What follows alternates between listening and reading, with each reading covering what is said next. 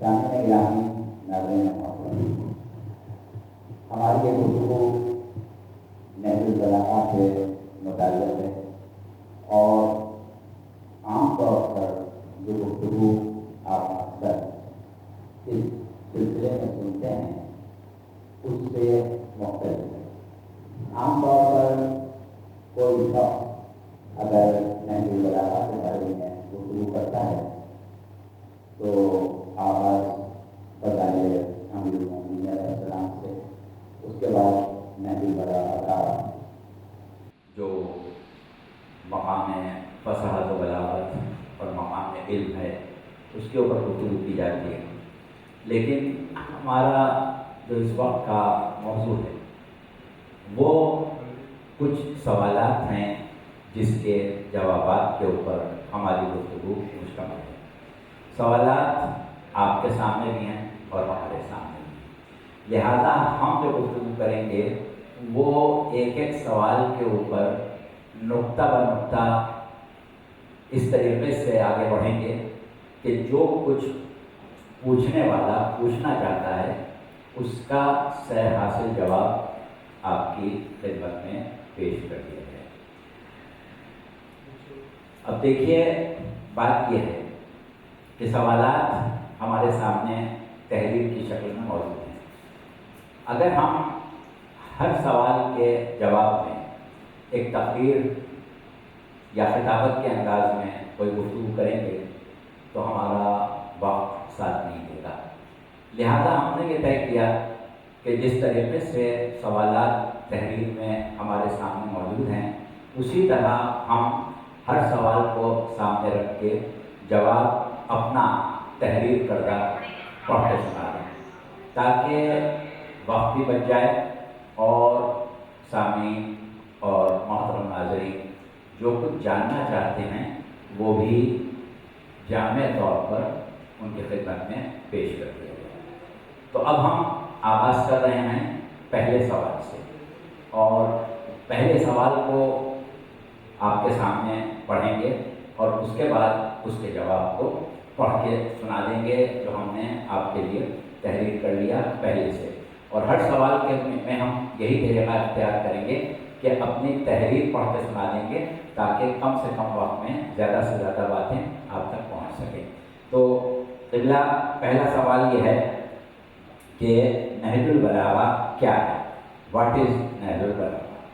تو جواب اسی سلسلے میں ہم آپ کے سامنے پیش کر رہے ہیں، وہ یہ ہے کہ ایک تمہید پہلے ہم آپ کے سامنے پیش کر دیں اور اس کے بعد آپ کو جواب دیں۔ امیر المومنین حضرت علی بن ابی طالب علیہ السلام عالم تشیع میں عہد رسالت مآب میں اپنی ولادت سے رحلت ختم مرتبہ صلی اللہ علیہ وآلہ وسلم تک نفس رسول اور قوت بازو رسالت پناہ سلطان نصیر خلیفہ بلا فصل امام اول حجت اللہ فی الارض ہیں، اور ان کا ہر قول ہر فعل قول معصوم اور قول معصوم کی حیثیت سے حجت ہے، بالکل جیسے قول و فعل ختم مرتبہ، جبکہ عام مسلمان اس عقیدے میں ہمارے ساتھ شامل نہیں ہیں اور ہم کسی سے ایسی توقع بھی نہیں کرتے، لیکن آپ کی حیات طیبہ کے 4 سال جو 36 ہجری سے 40 ہجری تک ہیں، آپ کا وہ زمانہ خلافت اسلامی ہے جس میں پورے عالم اسلام میں علی چوتھے خلیفہ راشد ہیں، اور اس پر تمام مسلمانوں کا اتفاق ہے۔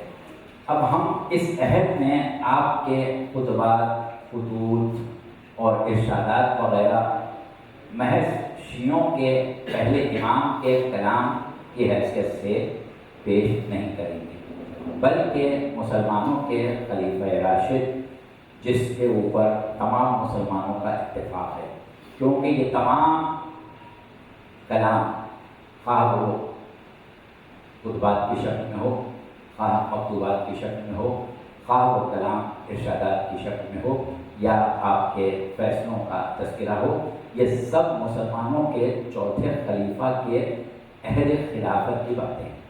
لہذا یہ کہنا کہ یہ خالص ایک شیعہ مکتب کی کتاب ہے یا نہج البلاغہ سے صرف شیعہ مکتب کا تعلق ہے، یہ قطعاً مناسب نہیں ہے، اور یہ کہنا کہ عالم اسلام اس سے لا تعلق ہے، یہ بھی انصاف سے باہر ہے۔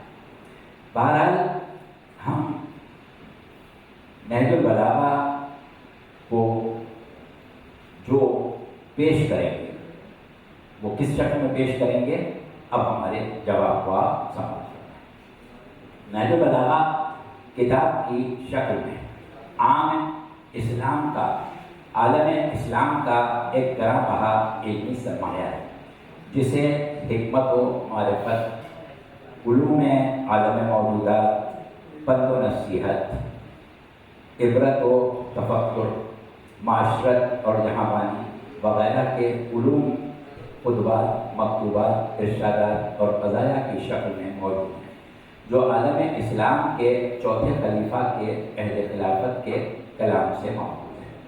بس یہ کہنا اور سمجھنا کہ یہ ایک خالصتاً شیعہ کتاب ہے درست نہیں ہے۔ ہاں، اس میں شک نہیں کہ اس کو جمع کرنے اور نہج البلاغہ کا نام دینے کا کام ایک عظیم الشان شیعہ عالم نے کیا ہے، جن کا مختصر تعارف اور ذکر ہم اس کے بعد والے سوال کے جواب میں انشاءاللہ کریں گے۔ لیکن جمع کرنے والے یا پرانے ذخائر سے اخذ کرنے والے کے شیعہ ہونے سے دیگر مکاتب فکر کا لا تعلق ہو جانا غیر عقلی اور غیر علمی ہے، کیونکہ احادیث رسول بھی اس شخص کے سے لے لی جاتی ہیں جو صادق القول ہو۔ اب ہمارے اس جواب سے خود بخود ایک سوال پیدا ہو جاتا ہے کہ اگر یہ کلام محض شیعوں کے پہلے امام معصوم کا ہی نہیں بلکہ مسلمانوں کے چوتھے خلیفہ کی زبان سے نکلے ہوئے ان کے عہد خلافت راشدہ میں کے الفاظ ہیں، اور بلکہ اس کلام سے ایک اقتباس ہے، تو کیا وجہ ہے کہ عام مسلمان تو اپنے آپ کو لا تعلق سمجھتے ہیں اور آپ کہتے ہیں کہ یہ عالم اسلام کی کتاب ہے؟ بس اس کا جواب بھی سنیں۔ یہ کتاب 14 صدی ہجری کے آخر زمانے میں تدوین ہوئی، جبکہ حضرت علی ابن ابی طالب علیہ السلام کی شہادت 40 ہجری میں ہو گئی تھی۔ اب یہ کیسے ممکن ہے کہ تقریباً 350 سال بعد آپ کا کوئی کلام تدوین کرنے والے کے پاس براہ راست پہنچ جائے، جب تک عہد علی سے اب تک یہ چیزیں کہیں نہ کہیں موجود نہ رہیں؟ اب اگر اس پورے عرصے میں یہ مواد مختلف کتابوں میں موجود بھی ہو اور ہر شخص کے لیے اس کی تصدیق بھی ممکن ہو، اور کتابیں صرف شیعوں کی نہ ہوں بلکہ عام مسلمانوں کی ہوں، یعنی جن مآخذ سے مواد اخذ کیا گیا ہو وہ ان 350 سالوں میں تمام مسلمانوں کا جمع کیا ہوا ہو، تو عام مسلمان لا تعلق ہو کے صرف شیعہ کتاب کس بنیاد پر کہہ سکتے ہیں؟ یہی وجہ ہے کہ 4 صدی جس میں علامہ رضی علی اللہ مقاموں نے اسے جمع کیا اور نہج البلاغہ کا نام دیا، اس کے بعد سے 7ویں صدی تک مسلمان اس کو ایک عام اسلامی کتاب ہی سمجھتے رہے، اور شیعوں کے علاوہ اہل سنت خواہ مکتب اشارہ سے عام اہل سنت مسلمان ہوں یا مکتب معتزلہ سے۔ مکتب معتزلہ کا عہد بہت اغلب تھا عہد عباسی۔ بہرحال اس کے علماء سب نے عام اسلامی سرمایہ سمجھ کے اس کی شرح لکھی۔ 4 صدی ہجری میں تدوین کے بعد سے 7ویں صدی ہجری یعنی 300 سال تک بڑے بڑے مسلمان علماء اسے اسلامی سرمایہ ہی سمجھتے رہے، جس کی دلیل یہ ہے کہ ایک اہل سنت کے معروف عالم ابو الحسن علی بن ابی القاسم البہیقی نے نہج البلاغہ کی شرح لکھی۔ ان کا سن وفات 556 ہجری ہے، یعنی 7ویں ہجری۔ دوسرے اہل سنت کے بڑے نامور عالم امام فخر الدین نے نہج البلاغہ کی شرح لکھی، ان کا سن وفات 606 ہجری ہے۔ تیسرے ابن ابی الحدید جن کا سن وفات 655 ہجری ہے، سب سے زیادہ ضخیم شرح نہج البلاغہ لکھی۔ چوتھی علامہ سعد الدین تفتازانی یہ بھی کوئی شیعہ عالم نہیں ہے، انہوں نے شرح نہج البلاغہ لکھی اور یہ سلسلہ صدیوں تک جاری رہا۔ اب آپ یہ پوچھنے میں اب بجانب ہیں کہ عام مسلمانوں نے کب اور کیوں نہج البلاغہ سے لاتعلق اختیار کیا، اس کا بہت مختصر کا جواب سنیں ورنہ بہت زیادہ ہو جائے گا۔ سب سے پہلے ابن خلقان جو ایک سنی عالم ہیں، ان کو نہج البلاغہ کی مشکوک حیثیت بنانے کی ضرورت کا احساس ہوا اور یہ وہ پہلے شخص ہیں جنہوں نے نہج البلاغہ کو مشکوک بنانے کی کوشش کی۔ اب وہ ضرورت کیا ہو سکتی ہے اس کا ذکر بعد میں انشاءاللہ وقت پر آئے گا، ابھی ہمارے موضوع سے باہر ہے۔ ان کی ایک عبارت جو انہوں نے سید رضی کے بھائی سید مرتضیٰ علم الہدیٰ کے ذکر میں لکھی ہے، ہم صرف اردو ترجمہ پڑھ رہے ہیں، ترجمہ آپ سن لیں اور بہت غور سے سنیں۔ لوگوں میں کتاب نہج البلاغہ کے بارے میں جو حضرت علی بن ابی طالب کے کلام کا مجموعہ ہے اختلاف ہے، اور یہ سید رضی کا جمع کردہ ہے یا سید مرتضیٰ کا، اس میں بھی اختلاف ہے۔ بعض کہتے ہیں کہ یہ علی کا کلام ہی نہیں ہے بلکہ جنہیں جامع الکلام سمجھا جاتا ہے خود انہی کی تصنیف ہے، واللہ اعلم۔ یہ ہم نے ان کی جو عبارت تھی اس کا اردو ترجمہ پڑھ کے سنا دیا ابن خلقان کی۔ اب تھوڑا سا اس کا تجزیہ سنیں۔ اب ہم علامہ ابن خلقان کی اس عبارت کا تھوڑا سا تجزیہ پیش کرتے ہیں اور جلدی سے آگے بڑھیں۔ نمبر 1، اگر علامہ کے زمانے میں نہج البلاغہ کا عام مسلمانوں سے کوئی واسطہ نہ ہوتا تو ان کو ایک کتاب نہج البلاغہ کہہ کے اس کا ذکر کرنے کی ضرورت ہی کیوں پیش آتی۔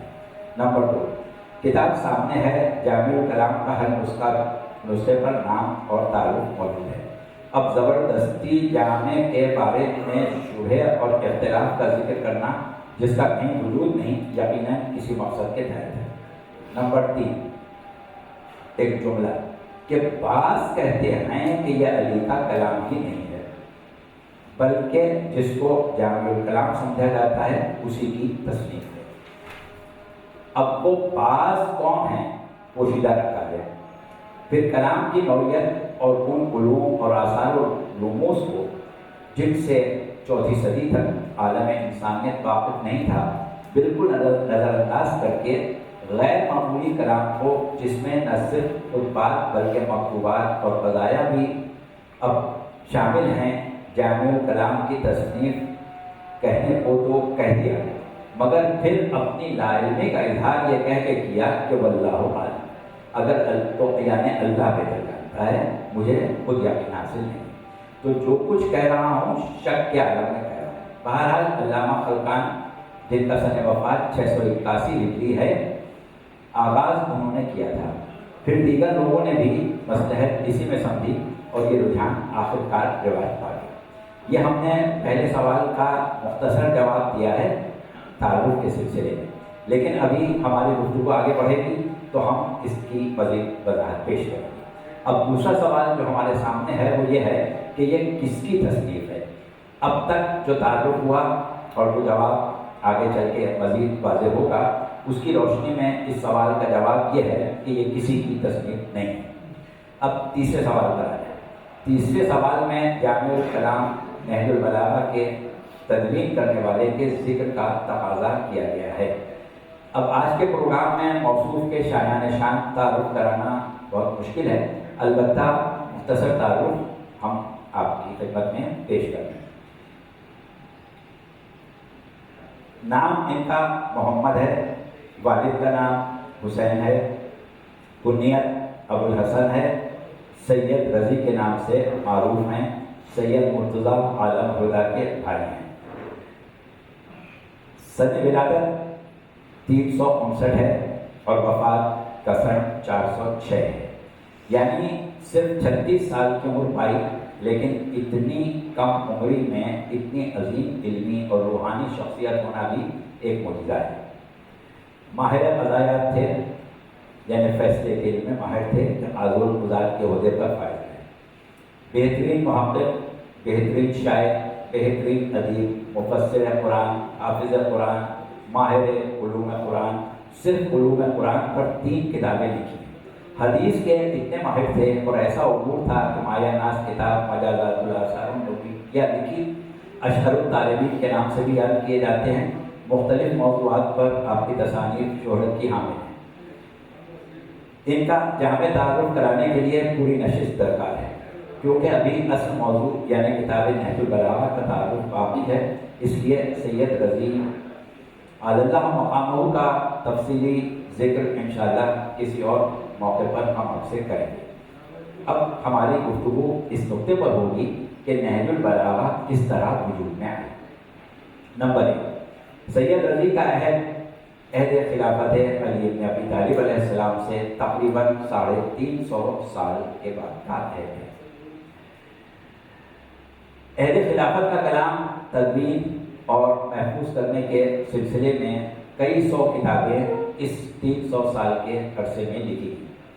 ہمارے پاس ان کتابوں کے نام، تالیف کا سن اور تالیف کرنے والوں کے نام اور حالات سب موجود ہیں، لیکن کتاب کے بنیادی تعارف کے لیے اس کا ذکر کرنا شاید ضروری نہ ہو اور پھر ہمارا وقت بھی ساتھ نہیں دے گا. ہاں، جستجو کرنے والوں کے لیے پیش کیا جا سکتا ہے. البتہ یہ بات ضرور یاد رکھیں کہ وہ کتب جو نہج البلاغہ میں جمع کیے جانے والے خطبات، مکتوبات اور ارشادات وغیرہ کا ماخذ ہیں، یعنی جو نہج البلاغہ میں سے ان کتابوں میں موجود ہیں اور انہیں سے اخذ کیا گیا ہے، ان میں اکثر وہ ہیں جو سید رضی کی ولادت سے 150 یا 200 سال پہلے تالیف کی گئی تھی. اب سید رضی نے ان کتابوں کے حوالے بھی لکھ دیے ہیں، اور اگر وہ نہ بھی لکھتے تو بھی تلاش کرنے والوں کے لیے مشکل بھی تھا. بہرحال یہ ان کا کمال ہے کہ انہوں نے جہاں جہاں جو خطبے، جو مکتوبات اور جو ارشادات نقل کیے ہیں، ان کے حوالے پرانی کتابوں سے دے دیے ہیں. اب کیونکہ یہ پورا مواد ان کثیر التعداد میں موجود کتابوں میں کہیں نہ کہیں موجود ہے، اس لیے وہ لوگ کہ جنہیں یہ خیال ہو کہ یہ خود سید رضی کا کلام ہے، وہ ان کتابوں میں پڑھ سکتے ہیں جو ان کی ولادت سے پہلے کی. نمبر 2، سید رضی کی کاوش کو دیکھ کے ان کے بعد آنے والے بعض محققین نے بھی ان ذخائر کلام علی پر کام کیا، اور انہیں اندازہ ہوا کہ سید رضی نے بعض اہداف کو سامنے رکھ کے نہج البلاغہ میں جس مواد کا انتخاب کیا ہے اس کے علاوہ بھی بہت کچھ موجود ہے. یعنی امیر المومنین علیہ السلام کے محفوظ شدہ کلام میں ابھی بہت کچھ موجود ہے جو نہج البلاغہ میں شامل نہیں کیا گیا. لیکن بہرحال یہ ایک الگ موضوع ہے، اس پر ہم بعد میں بات کریں. نمبر 3، یہ بات تو ہو چکی کہ سید رضی اللہ مقامہ نے عہد خلافت جناب امیر سے اپنے زمانے تک جمع شدہ کلام میں سے کچھ خطبات، مکتوبات اور کلامات کا انتخاب کر کے نہج البلاغہ مرتب کی. لیکن اب ہم باقی تمام باتوں کو چھوڑ کے صرف نہج البلاغہ کا تجزیہ اس کی کیفیت کے اعتبار سے کر رہے ہیں. اس کو آپ غور سے سماعت کریں. خطبات کی 4 قسمیں ہیں، یعنی جو خطبات اس میں اخذ کیے گئے ہیں ان کو اگر ہم غور سے پڑھیں تو 4 قسموں میں تقسیم کر سکتے ہیں، جبکہ اکثر نسخوں میں خطبات کی کل تعداد 238 ہے، لیکن بعض نسخے ایسے بھی ہیں کہ جن میں خطبات کی تعداد 241 ہے. لیکن بعض میں 3 بہت مختصر خطبات زیادہ ہیں، اور وہاں جیسا کہ ابھی ہم نے کہا کہ 241 کی تعداد ہے. اپنے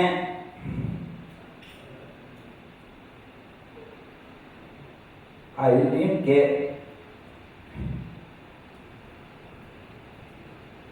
اچھا، اب ایک چیز یہ ہے کہ ہم آپ کو یہ بتا دیں کہ ایک خطبہ، جیسا کہ ابھی ہم کہہ رہے تھے کہ تمام خطبے عہد امیر المومنین کی خلافت کے، تو اس میں جہاں 341 ہیں اس میں ایک خطبہ وہ ہے کہ جب تیسرے خلیفہ کا گھر ان کے قاتلوں نے گھیر لیا تھا اور خلیفہ کو اپنے قتل کا یقین ہو گیا تھا، تو ان کو یہ فکر کھائی جا رہی تھی کہ کہیں میرے بعد علی کو خلافت نہ مل جائے، لہذا انہوں نے ایک خط بھیجا تھا عبداللہ ابن عباس کے ذریعے امیر المومنین کی خدمت میں۔ وہ خط جو تھا اس میں اس بات کی تاکید کی گئی تھی کہ جلد از جلد آپ مدینہ چھوڑ کے باہر چلے جائیں، اور اس خط کو پڑھنے کے بعد آپ نے ایک مختصر سا خطبہ دیا تھا، وہ خطبہ اس کتاب میں اور اس خطبے کو اگر ہم الگ کر دیں یا اس خطبے کو ہم الگ سے دیکھیں تو صرف یہ ایک خطبہ ہے جو عہد خلافت سے پہلے کا ہے۔ اچھا، اب سوال یہ پیدا ہوتا ہے کہ یہ فرق کیوں رکھا؟ بات یہ ہے کہ اب ایک جملہ بیچ سے رہ گیا، معاف کیجیے گا، ہم دوبارہ سید رضی نے جب خطبوں کی تقسیم کی بات کی تو پہلی تقسیم یہ ہے کہ 241، ہم 241 کو بنیاد بنا کے بات کر رہے ہیں، 238 کو بنیاد بنا کے بات نہیں کر رہے ہیں۔ 241 میں 123 کے خطبے وہ ہیں کہ جن کے آغاز میں من خطبۃ لہو لکھا ہے، اور 110 وہ ہیں کہ جن کے آغاز میں من کلام لہو، یعنی اس کلام میں سے جتنا مجھے ملا۔ صورت یہ تھی کہ علامہ رضی کو جو کلام اور جو خطبات امیر المومنین کے ملے، اس کی تحقیق اور اس کے اوپر بہت زیادہ چھان بین کرنے کے بعد وہ اس نتیجے پر پہنچے تھے کہ یہ کلام یا یہ خطبے جو ہیں یہ پورے نہیں، بلکہ جس وقت آپ نے جو خطبے کیے تھے اس وقت لکھنے والوں سے کچھ حصہ رہ گیا، اور خاص طور سے آخر کا حصہ رہ گیا، لہذا انہوں نے کسی خطبے کو پورا خطبہ کہہ کے نہیں لکھا، بلکہ خطبے کا ایک حصہ میں نے تفصیلی لگایا، تو خطبے میں سے کچھ۔ اچھا، اب ہم نے جیسا کہ کہا کہ 123 کو خطبہ کا، 110 کو کلام کا، اس کی وجہ یہ ہے کہ خطبے کا لفظ وہاں صادق آتا ہے جہاں پر ایک شخص بڑے مجمع سے تقریر کی شکل میں خطاب کر رہا ہو اور پورا مجمع اس کو سن رہا ہو، لیکن اگر صورتحال یہ ہو کہ ایک صاحب عقل، صاحب علم ایک جگہ بیٹھا ہوا ہو اور اس کے کچھ لوگ جمع ہو جائیں اور وہ ان سے کچھ باتیں کر رہا ہو، تو وہ پھر خطبے کی شکل نہیں ہوتی بلکہ وہ کلام کی شکل ہوتی ہے۔ تو علامہ رضی صاحب نے اس بات کا خاص خیال رکھا ہے کہ جس گفتگو میں خطبے کی شکل ہے اس کو خطبہ لکھا ہے، اور جس میں کلام کی شکل ہے اس کو کلام لکھا ہے۔ تو اس طرح 110 وہ ہیں جنہیں من کلام لہو کہا ہے، اور 10 وہ ہیں جن کو من خطبہ کہا ہے، تو یعنی 123 وہ ہیں جنہیں من خطبہ کہا ہے۔ تو یہ خاص بات آپ اپنے ذہن میں رکھیے گا۔ اس کے بعد اگر آپ ان دونوں کو جمع کریں 110 اور 223 کو، تو صرف 8 بچتے ہیں، یعنی 241 میں سے 8 بچتے ہیں۔ اس میں 4 وہ ہیں کہ جن کو آپ نے اس طرح نقل کیا ہے جس طرح ایک راوی ایک روایت نقل کرتا ہے قال علیہ السلام کہہ کے۔ 4 کلام وہ ہیں جنہیں قال علیہ السلام کہہ کے نقل کیا ہے، اور 4 وہ ہیں کہ جنہیں دعا کے انداز میں نقل کیا ہے۔ تو یہ 8، یعنی اس طرح 241۔ اچھا، اب جیسا کہ پہلے ہم بتا چکے کہ سید رضی اللہ عنہ انہوں نے جو کچھ بھی نقل کیا ہے اس کے ماخذ کے حوالے بھی موجود ہیں، اور نقل کرنے والے سے پہلے ایک ایک کلام کو بہت غور سے پڑھا ہے، اور جو کچھ ہم نے ابھی بیان کیا یہ نتیجہ انہوں نے خود نکال کے تحریر کیا ہے۔ اچھا، اب جب یہ بات طے ہو گئی کہ خطبے پورے نہیں ہیں، تو حقیقت یہ ہے کہ خطبات جتنے بھی ہیں وہ زیادہ تر مختصر ہیں۔ صرف 9 خطبات ایسے ہیں جو طویل ہیں، ان 9 خطبات کا تذکرہ ہم جلدی سے کر دیں کیونکہ گفتگو بہت زیادہ ہے اور وقت کم ہے۔ 9 خطبات میں پہلا خطبہ بہت طویل ہے، اور اس میں خلقت کائنات، تخلیق حضرت آدم، انبیاء ما سبق، بعثت ختم مرتبت، پھر قرآن اور احکام شریعہ کا ذکر کیا گیا ہے۔ یہ پہلا خطبہ ہے کتاب میں اور بہت طویل ہے۔ دوسرا خطبہ جو طویل ہے اور اس کا کتاب میں نمبر 83 ہے، خطبہ غلظہ کے نام سے یاد کیا جاتا ہے۔ اس میں خلقت کے درجات اور بند و نصائب وغیرہ بیان کیے گئے ہیں۔ تیسرا طویل خطبہ جو ہے وہ نمبر 91 ہے، جس میں صفات باری تعالیٰ قرآن کے حوالے سے بیان ہے۔ چوتھا خطبہ کتاب میں 109، یہ بہت ایک حد تک طویل ہے، اور اس میں باری تعالیٰ کا ذکر اور اس کی مدح ثنا کی ہے۔ اچھا، چوتھے نمبر پر خطبہ نمبر 165 ہے، اس میں مور کی خدمت کے بارے میں تفصیلی ذکر ہے، اور یہ خطبہ بھی طویل ہے۔ اس کے بعد 7ویں نمبر پر خطبہ آسیہ ہے، جن نسخوں میں کل تعداد 238 ہے، ان میں اس کا نمبر 190 ہے، اور جس میں 241 ہے اس میں اس کا نمبر 192 ہے۔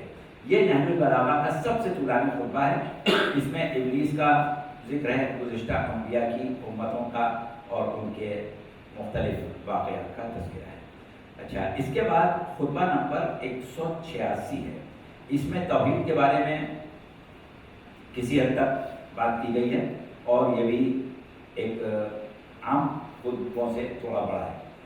8ویں نمبر پر جو خطبہ ہے اور اس کا نمبر 218 ہے، یہ سورہ تکاثر کی تفسیر ہے، یہ بھی تھوڑا بڑا ہے۔ 9ویں نمبر پر جیسا کہ ہم نے کہا کہ 9 خطبے طویل ہیں، تو 9ویں نمبر پر جو خطبہ ہے اس کا نمبر 223 ہے، وَمَا غَرَّكَ بِرَبِّكَ الْكَرِيمِ۔ اس میں آپ نے اس آیت کی تفسیر بیان کی ہے۔ اچھا، اب ایک اہم بات ہم اور آپ کے سامنے پیش کرتے ہیں، وہ یہ ہے کہ 241 خطبوں کی تقسیم موضوعات کے اعتبار سے بھی ہے، جو ہم اس نشست میں بیان کر رہے ہیں، لیکن نہج البلاغہ میں خطبات کے علاوہ مکتوبات بھی ہیں، ارشادات بھی ہیں، اور آپ کے فیصلوں کا تذکرہ بھی ہے۔ اس کی تعداد اور اقسام بیان کرنے کا وقت شاید ہمیں نہ ملے، اگر ملا تو ہم ضرور بیان کریں گے، ورنہ انشاءاللہ کسی اور موقع پر۔ اس طرح عہد امیر المومنین سے تدوین نہج البلاغہ تک کے مراحل بھی ہم آپ کے لیے نوٹ کر کے لائے ہیں، لیکن آج اس کو بیان کرنا کی کوشش کرتے ہیں، دیکھیے جہاں تک ہو سکے گا انشاءاللہ بیان کریں گے۔ اب آپ سن لیں ایک بہت خاص بات جو ہم آپ کے سامنے بیان کرنے والے ہیں، وہ ہے موضوعات کے اعتبار سے خطبات کی تقسیم۔ پہلی قسم، یہ قرآن کی ان آیات کی تفسیر اور وضاحت ہے، اور ان آیات کے مصداق کی نشاندہی ہے جن میں رب اکبر نے کچھ لوگوں کو اپنی رحمت سے دور اور مورد لعنت قرار دیا ہے۔ آیات آپ قرآن میں تلاش کر سکتے ہیں، ہم مثال کے طور پر صرف ایک ہی آیت پیش کر رہے ہیں، اور یہ آیت وہ ہے جو سورہ احزاب میں آیت درود کے فوراً بعد ہے۔ سورہ احزاب میں آیت درود آیت نمبر 56 ہے، وہ آپ سب کو یاد ہے۔ اس کے فوراً بعد والی آیت ہے کہ ان الذین یؤذون اللہ ورسولہ فلعنہم اللہ فی الدنیا والآخرہ وأعد لهم عذابا مہینا۔ وہ لوگ جو اللہ اور اس کے رسول کو اذیت دیتے ہیں، ان کے لیے دنیا اور آخرت میں اللہ کی لعنت ہے اور رسوا کرنے والا عذاب۔ اب ظاہر ہے کہ سرکار رسالت صلی اللہ علیہ وآلہ وسلم معلم کتاب و حکمت ہیں، اور امیر المومنین ان کے خلیفہ، ان کے نائب، ان کے نفس ہیں۔ لہٰذا جس طرح سرکار رسالت کی ذمہ داری ہے کہ وہ کتاب کی تعلیم دیں، ایسے مولا امیر المومنین کی بھی ذمہ داری ہے۔ لہٰذا آیات کی تفاسیر بیان کرنا، آیات کے مصادیق بیان کرنا، یہ آپ کی خاص ایک ایسی کاوش ہے کہ جسے ہم آپ کی منصبی ذمہ داری کہہ سکتے ہیں۔ لہٰذا اب 4 خطبات ایسے ہیں کہ جن کو بہت مشہور، جس پہ ایک مشہور خطبہ شرقیہ بھی شامل ہے، ان 4 کو ہم نے پہلی قسم اس لیے قرار دیا کہ ان کی موجودگی میں تمام مسلمانوں کو کلام علی تسلیم کرنے میں پریشانی ہوتی ہے، جس کی وجہ سے انہیں انکار کرنا پڑتا ہے۔ ویسے انکار کی ایک وجہ یہ بھی ہو سکتی ہے کہ ایسا بے مثال اور معجزانہ کلام اگر علی بن ابی طالب علیہ السلام کا مان لیا جائے تو پھر کسی کو اگر ان پر فوقیت دینے کی ضرورت پیش آئے تو پھر اس جیسا نہیں، اس سے اعلیٰ نہیں، تو کم از کم اس سے ملتا جلتا کلام تو چاہیے ہوگا، اور کیونکہ وہ ممکن نہیں ہے لہذا انکار زیادہ آسان ہے۔ اچھا، دوسری یہ ہم نے پہلی قسم بیان کر دی اور اس قسم میں 4 ہوتے ہیں. اب دوسری قسم پر آپ آ جائیں. جب آپ اس آیت کی تشریح کر رہے ہیں کہ جو آیت درود کے بعد ہے، تو یقیناً آپ نے اپنا فرض سمجھا ہوگا کہ آیت درود کو سامنے رکھ کے بھی کوئی گفتگو کی جائے. لہذا فضائل ختم مرتبت کا بیان آپ نے عہد میں بہت ضروری سمجھا، کیونکہ یہ وہ زمانہ تھا جس میں پیغمبر اسلام کو نقائص سے مملو بنا کے اپنا جیسا بشر کہا جاتا تھا، اور یہ رجحان بہت عام ہو گیا تھا. جو مقام پیغمبر اسلام کو قرآن میں دیا تھا، عالم اسلام سے اس مقام کو مکمل طور سے حذف کر دیا گیا تھا، اور آپ کی مرکزی حیثیت کو بھی درمیان سے ہٹا دیا گیا تھا. لہذا مولا نے اپنی ذمہ داری سمجھتے ہوئے 9 خطبے، ایسے خطبے تو آپ نے بہت دیے ہیں، جیسا کہ ہم نے کہا کہ یعنی آپ کے 9 خطبے سید رضی نے نہج البلاغہ میں لیے ہیں، وہ کہ جس میں سرکار رسالت کا تھا. اچھا، اب یہ 2 قسمیں ہو گئیں. تیسری قسم کا ہے پیغمبر اسلام قرآن کے روح سے رحمت للعالمین ہیں اور مومنین پر اللہ کا احسان ہے، لیکن لوگوں نے فیوض نبوت کو لوگوں تک پہنچنے سے روکا. اس حقیقت کی طرف امیر المومنین علیہ السلام کے علاوہ کون توجہ دلا سکتا تھا؟ بس 9 خطبات نہج البلاغہ میں اس موضوع کے. چوتھی قسم موضوع کے پند و نصائح، تعمیر اخلاق، اس پر 15 خطبات. 5ویں قسم لوگوں کے علم میں اضافہ، آپ کی ہم کردی تھی، لہذا ایسے موضوعات پر نہج البلاغہ میں 68 خطبے.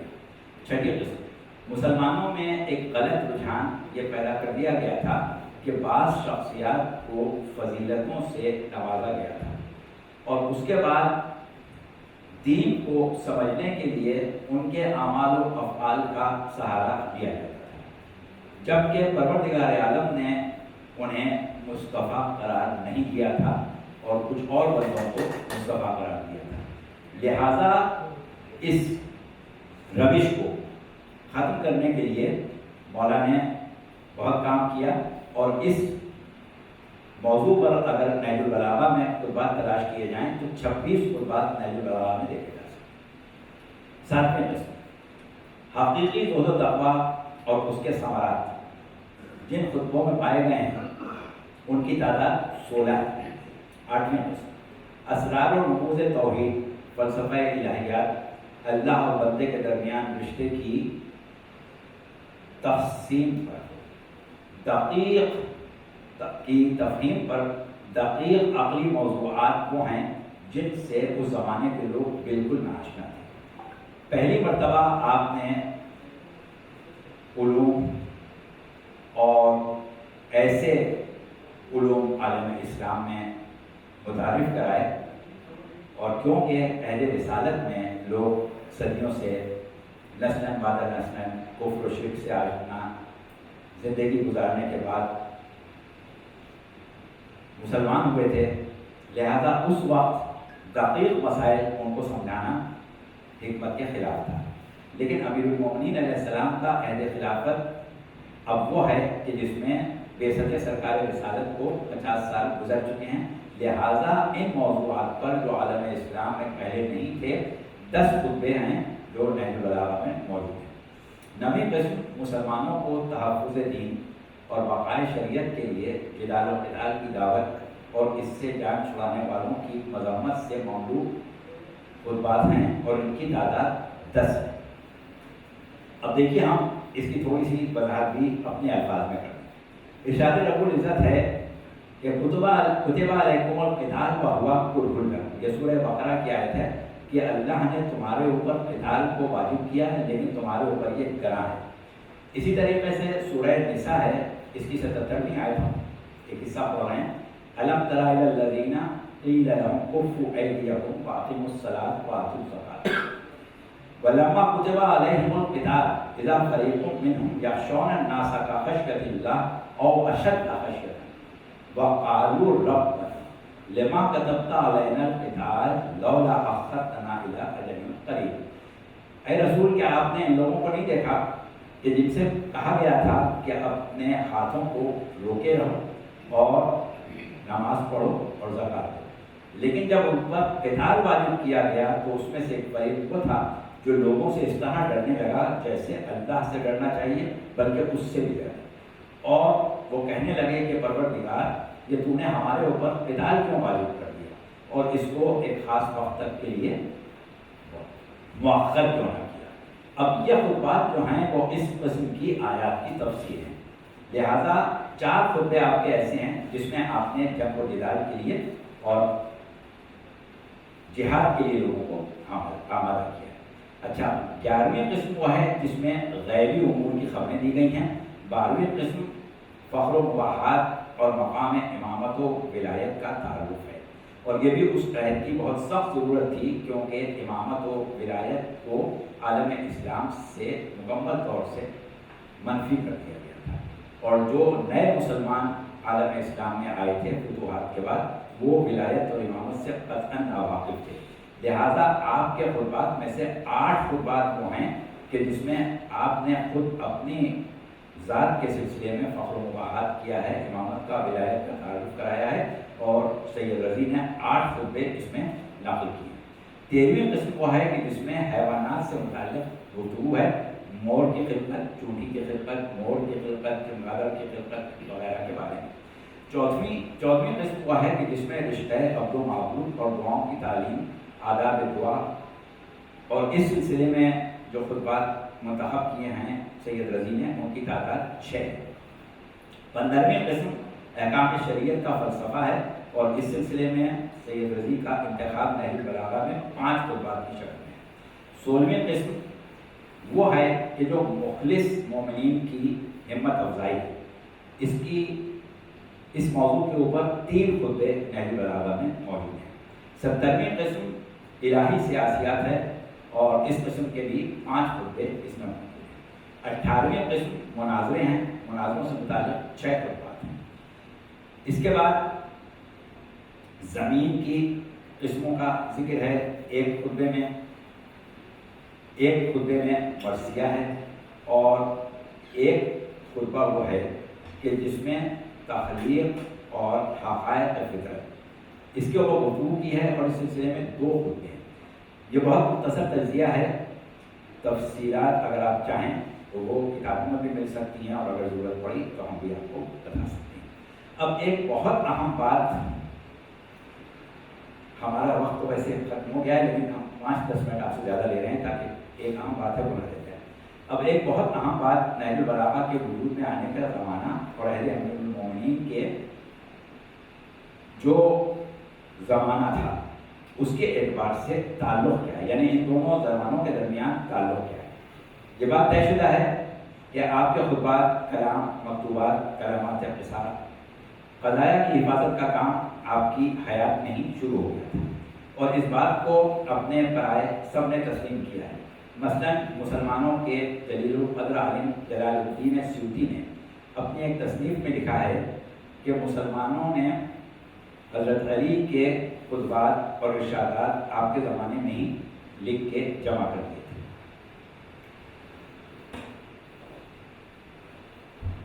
اچھا، اب ہمیں جائزہ لینا ہے، لیکن ایک بات اور ہم آپ کو بتا دیں کہ عہد جناب امیر سے تدوین نہج البلاغہ تک کا جائزہ جو ہم لے رہے ہیں اس سے پہلے ایک چیز بہت ضروری ہے۔ ایک قول ابن ابی الحدید کا ہے، یہ سنیں، جس کا ذکر قبل آ چکا ہے، یعنی ابن حدید کا ذکر آ چکا ہے، قول آپ سنیں۔ فرماتے ہیں کہ لوگوں نے حضرت علی سے کتابت، تحریر اور تصنیف کا فن سیکھا۔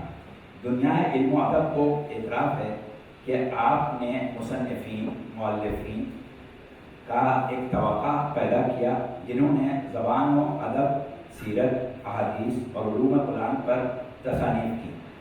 یہ قول ہے ابن ابی حدید کا۔ اب ہم پہلی صدی سے اور چوتھی صدی تک آئیں گے، زیادہ وقت نہیں۔ پہلی صدی میں آپ کے کلام کو محفوظ کرنے والے لوگ کون تھے؟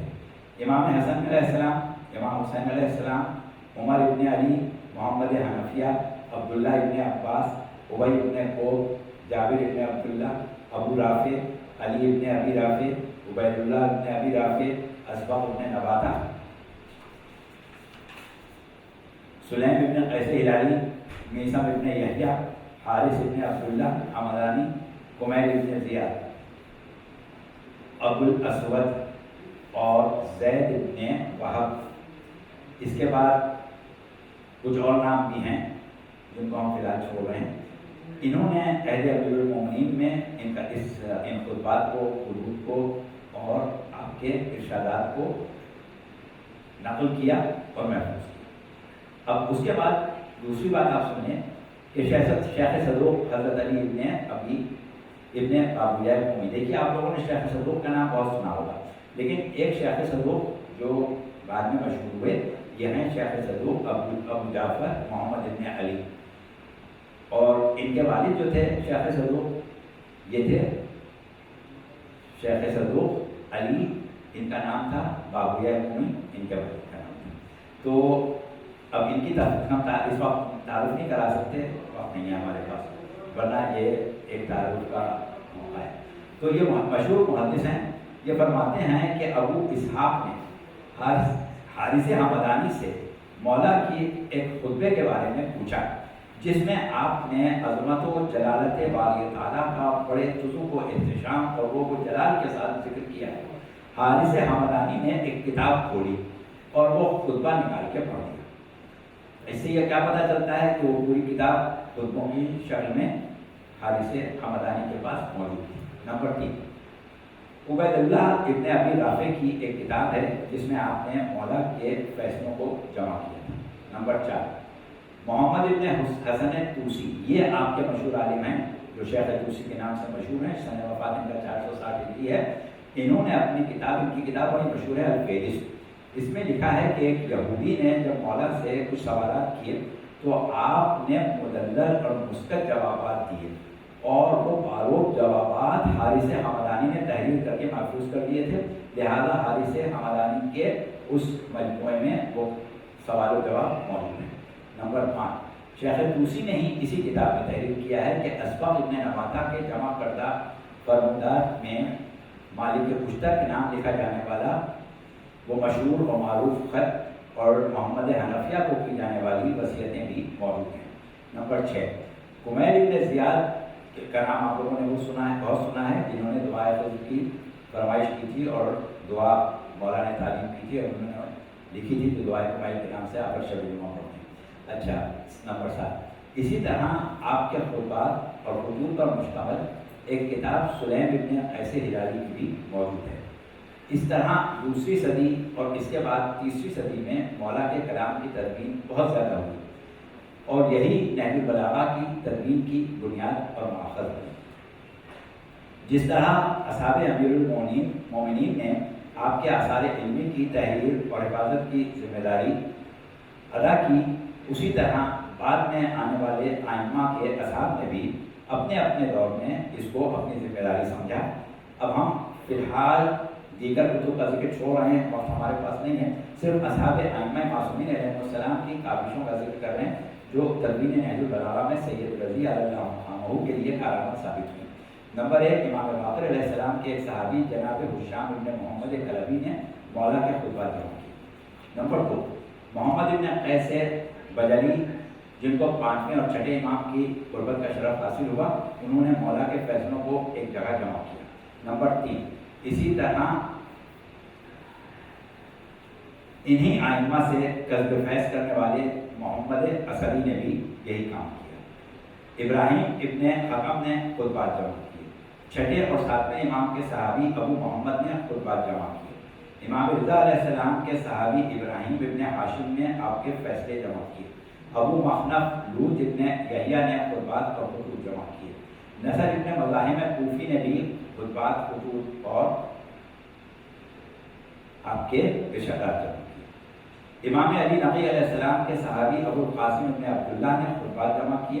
امام علی نقی علیہ السلام کے صحابی صالح ابن حماد نے خطبات جمع کیے۔ علی ابن محمد نے خطبات اور خطوط جمع کیے۔ ابراہیم ابن محمد کوفی نے آپ کے خطوط اور کلمات جمع کیے۔ ابو القاسم عبداللہ ابن احمد انہوں نے فیصلے جمع کیے۔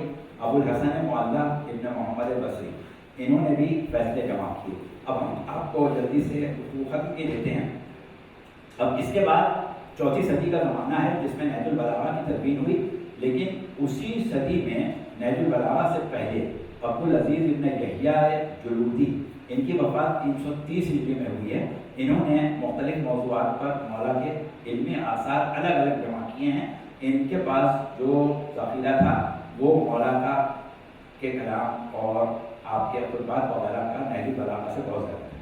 ہم اس کو نہج البلاغہ کا تعارف اور دیگر سوالات کے جواب کے لیے فی الحال کافی سمجھ کے ختم کر رہے ہیں، البتہ ابھی بہت کچھ باقی ہے۔